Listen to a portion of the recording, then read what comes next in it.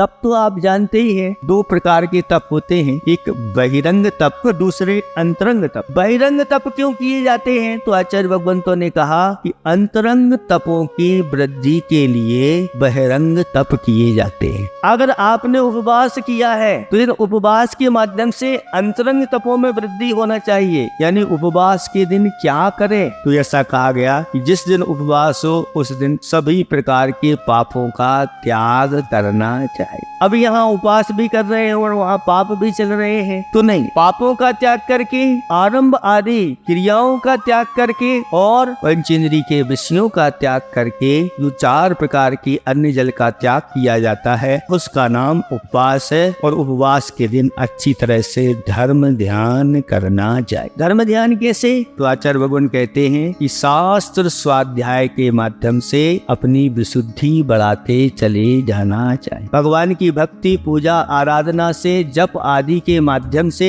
ध्यान आदि के माध्यम से, चिंतन आदि के माध्यम से ये अंतरंग चीजें कहलाती हैं। इन अंतरंग अच्छे विनय पूर्वक जो शास्त्र स्वाध्याय करता है, आचार्य भगवान कहते हैं उसका अंतरंग तप हो रहा है। उस स्वाध्याय के माध्यम से हमारा रास्ता प्रशस्त होता है, प्रतिदिन बैटरी चार्ज हो जाती है अच्छी तरह से। मुनिराज तो हमेशा मिलते नहीं, हमेशा उपदेश मिलता नहीं। इन शास्त्र स्वाध्याय के माध्यम से हमारा आगे का मार्ग प्रशस्त होता चला जाता है। कब स्वाध्याय करते हुए, कब भगवान की भक्ति करते हुए अंतरंग में सम्यक दर्शन की प्राप्ति हो जाए कह नहीं सकते, क्योंकि यही तो निमित्त है। इन परिणामों को बनाए रखना चाहिए। हो सके तो समय निकाल करके स्वाध्याय करना चाहिए। स्वाध्याय के लिए अगर रात्रि में नहीं आ सकते तो दिन में आओ। सुबह से भी स्वाध्याय हम कर सकते हैं, मध्याह्न में भी स्वाध्याय कर सकते हैं, रात्रि के प्रथम आदि पहर में भी स्वाध्याय कर सकते हैं। स्वाध्याय के लिए आचार्य भगवंतों ने रात्रि और दिन का कोई भेद नहीं किया। जब आपको द्रव्य चेत काल भाव की जहाँ शुद्धि हो स्वाध्याय करना चाहिए, क्योंकि स्वाध्याय के माध्यम से हमारे व्रत मजबूत होते हैं, संयम भी मजबूत होता है और आगे का मार्ग खुलता है और साथ साथ सम्यक दर्शन भी दृढ़ होता चला जाता है। इसलिए स्वाध्याय प्रतिदिन करना चाहिए।